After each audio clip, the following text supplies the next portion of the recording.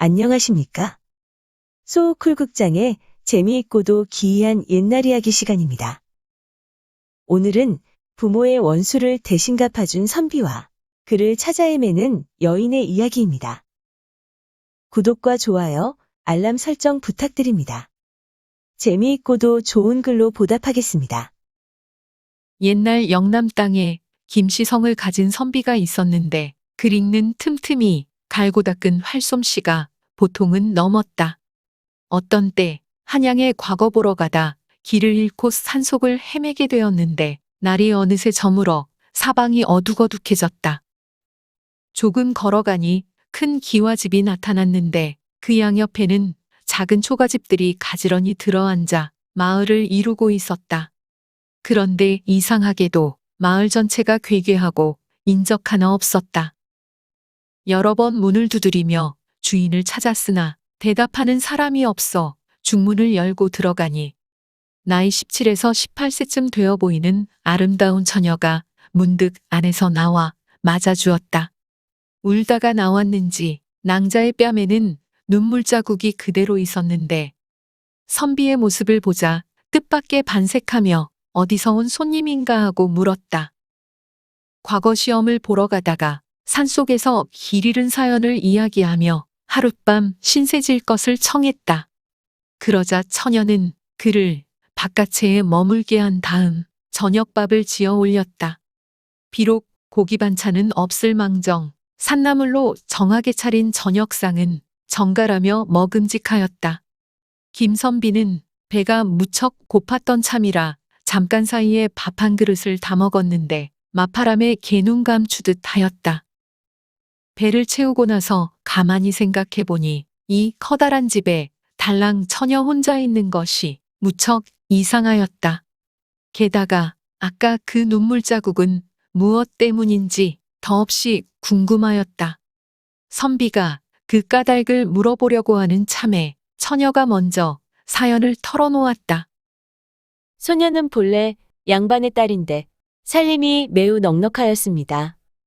이 부근 동네 사람들은 모두 우리 집 소작인들이었고 밭이란 밭, 산이란 산은 다 우리 집 땅이었습니다. 온 지방과 마을 사람들은 화목하여 태평한 세상에 한가한 백성으로 살았습니다. 그런데 뜻밖에도 사납고 막대 먹은 놈이 하나 우리 집에 머슴살이하러 흘러들어왔습니다. 놈은 뚝심이 여간아니어서 황소 한 마리를 손쉽게 들어올리는 데다 사람의 간을 썰어서 술안주로 먹었다는 옛날의 강도 도척보다도 더 흉악했습니다. 저에게 홀딱 반한 나머지 위로 우리 부모님들로부터 아래로 노복에 이르기까지 차례로 다 죽이고는 동네 사람들마저 다 위협해서 쫓아내 이제 마을에는 그놈과 소녀 두 사람만이 남아 있습니다. 놈은 낫으로 나를 위협하면서 제 욕정을 채우려 하였습니다. 제가 그냥 그놈 앞에서 시원히 죽어버리는 것이 상책이라는 것을 모르지는 않지만 소녀가 죽는다면 피 맺힌 원수를 누가 갚으며 골수에 사무친 이 원통함은 어떻게 풀겠습니까? 분함을 참고서 어쩔 수 없이 좋은 말로 그 녀석을 달랬습니다. 소녀도 낭군님이 싫지는 않습니다. 그러나 거상기간이 끝나기를 기다려 동침하여도 늦지 않을 것입니다. 불효자가 될 수는 없으니 제 말을 들어주지 않으면 스스로 목숨을 끊는 길만이 남아있을 뿐입니다. 그랬더니 그놈은 내가 거상 중에 있는 데다 자진해버릴까봐 두려워 아직은 저를 다치지 않고 있습니다. 그래서 구차스럽게 목숨을 부지하고 있습니다. 하지만 내 마음은 오로지 사나운 머슴 녀석을 죽여버리고 싶은 한 가지 생각뿐인데 우리 집은 외진 곳이 되어서 찾아오는 손님들도 없고 게다가 친척이 있긴 해도 오기만 하면 죽임을 당할 뿐입니다. 그래서 지금까지 원수를 갚지 못하고 있습니다. 부득이한 일을 당하게 된다면 목숨을 끊으려고 저는 이미 오래전에 결심하였습니다. 그런데 신불께서 이 몸을 불쌍히 여겨 귀한 손님이 문득 우리 집에 오게 되었으니 청컨대 선비님께서는 부디 천지간에 오갈 데 없는 불쌍한 저를 위해 이 원수를 갚아주십시오. 변변치 못한 저 때문에 화가 혈육들에게까지 미쳤으니 생각하면 온몸이 도륙당하는 듯하고 기가 막혀 말을 못하겠습니다. 말을 마치자 처녀는 피 섞인 눈물을 비우듯 흘렸다.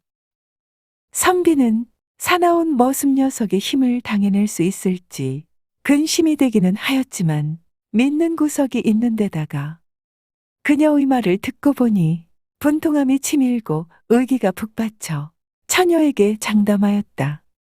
내가 이놈을 죽이지 못한다면 어떻게 사내대장부라 할 수 있겠소. 원한을 풀어드리겠으니 마음을 놓으시오. 그런데 어디에서 활과 화살을 좀 구할 수는 없겠소. 그러자 낭자가 웃었다. 이럴 때를 대비해 오래전부터 활과 화살 일습을 안방다락에 마련해두고 있었습니다. 처녀는 나가더니 바로 활과 화살을 가지고 들어왔다. 그러더니 말하였다. 선비님의 생각은 어떠신지 모르겠습니다만 이놈은 힘으로는 당해낼 수 없으니 꾀를 써야 합니다. 마을 밖 수림 속에 깊이가 수백 길 되는 호수가 있는데 이놈은 매일 그 호수에서 헤엄을 치며 힘을 키웁니다. 그러니 수림 속에 몰래 숨어 힘을 가다듬고 있다가 헤엄치던 머슴놈의 힘이 빠졌을 때 손을 쓴다면 일이 될 듯합니다. 선비는 처녀의 말에 머리를 끄덕이고 다음 날 첫새벽에 호숫가에 가서는 활에 화살을 재고 기슭에 엎드려 있었다. 아침이 되자 놈이 처녀에게 와서는 어제 온 사람이 누구이며 지금 어디에 있느냐고 따졌다. 처녀는 외가 친척인데 새벽에 떠났다고 그럴듯하게 대답하였다. 놈은 그 말을 고지 듣고는 별일 아니구나 생각했는지 평소대로 호숫가에 운동을 하러 갔다.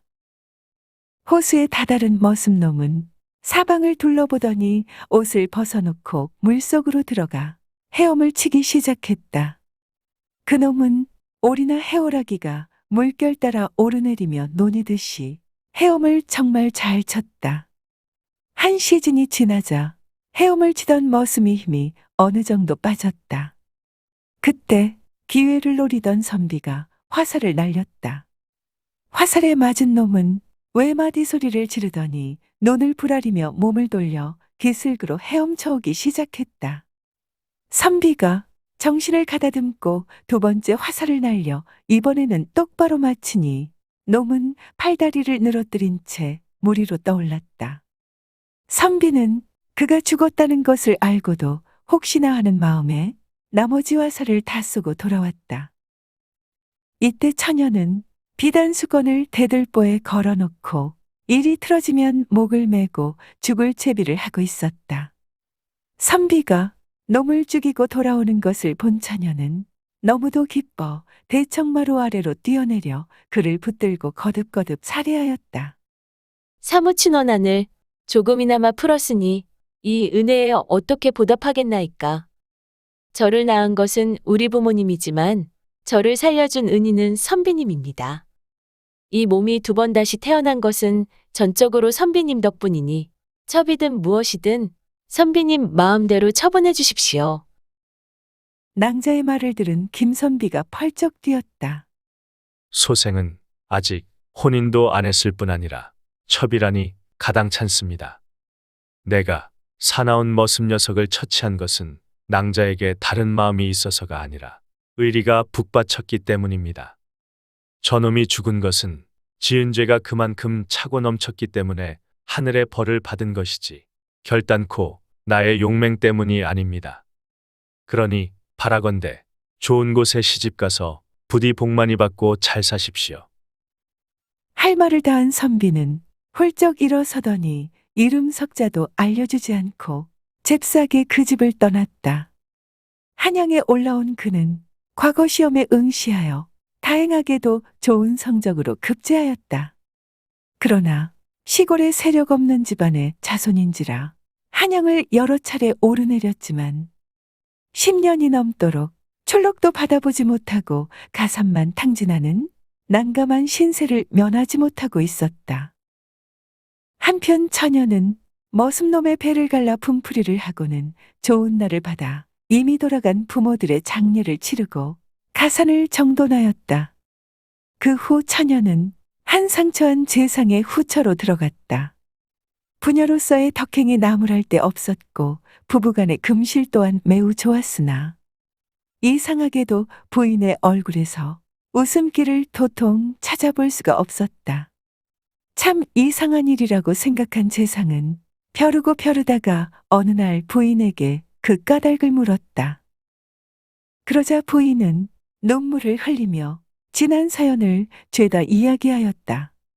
살아생전에 이 은혜를 갚지 못하면 죽어서도 눈을 감지 못하겠으니 어찌 웃음이 나오겠습니까? 재상은 부인의 말을 듣고 감동해서는 꼭 그 은인을 찾아서 신세를 갚으리라 생각하였다. 병조판서가 된 재상은 은인을 찾을 생각에서 시골 출신 선비들을 자주 사랑채에 불러서는 만났고 그때마다 그 선비들에게 자기의 지난 일을 꼭 이야기하게 하고는 부인더러 병풍 뒤에 앉아서 몰래 엿듣게 하였다. 그러던 어느 날 김시성을 가진 시골 출신 선비가 판서의 부름을 받고 찾아와 지난 경력을 이야기하였다. 판서 부인의 가슴에 푹 자리 잡힌 그 모습, 그 목소리를 100년 세월이 흐른들 어찌 잊을 수 있으랴.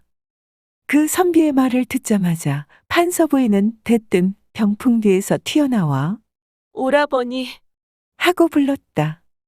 부인은 목이 메어 말을 잇지 못하고 김선비의 손을 부여잡은 채 눈물만 절절 흘렸다. 재상은 사랑하는 부인의 은인을 위해 자기 집 근처에 집 한 채를 마련해주고 깍듯이 사돈대접을 했다. 김선비는 병조판서의 창거로 시골 고을의 수령으로 가게 되었는데 늦게 벼슬자리에 올랐지만 워낙 청렴결백한 데다 능력까지 출중한지라 임금의 총애를 얻어 나중에 관찰사 자리에까지 올랐다고 한다. 들어주셔서 고맙습니다. 용어 소개해 올리겠습니다. 중문은 옛날 전통가옥에서 대문 안에 또 세운 문으로 가운데 뜰로 들어가는 문입니다. 도척은 춘추 전국 시대에 살았던 전설적인 도적입니다. 도적으로 활동할 때 태산에 운거하여 무려 9,000명의 부하를 이끌면서 제후를 공격하고 약탈할 정도로 기세가 당당하고 막강했다고 합니다. 사람의 간을 술안주로 썰어 먹었다는 전설이 있습니다.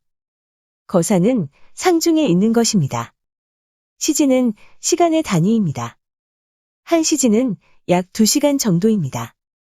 촐록은 얼마 안 되는 매우 적은 녹봉을 말합니다.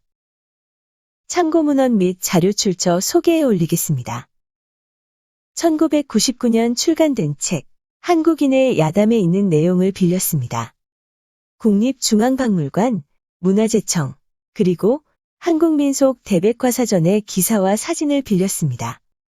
간송미술관이 소장하고 있는 그림 몇 점을 빌렸습니다. 지역의 문화, 한국인의 통과일의 관혼상제에서 3년상의 기사와 일러스트를 빌렸습니다. 위키백과와 나무위키의 기사와 사진을 빌렸습니다. 조선시대 화가, 김준근, 김홍도, 신윤복, 안중식, 장승업, 그리고 김득신의 그림 몇 점을 빌렸습니다. 1238F, 핀터레스트, 크라우드픽, 픽스타, 픽사베이 그리고 게티 이미지뱅크의 사진과 일러스트를 빌렸습니다. 소우쿨 극장은 일주일에 3번, 매주 화요일, 목요일 그리고 토요일 오전 10시에 이야기를 올립니다. 다음에 만날 때까지 안녕히 계셔요. 고맙습니다.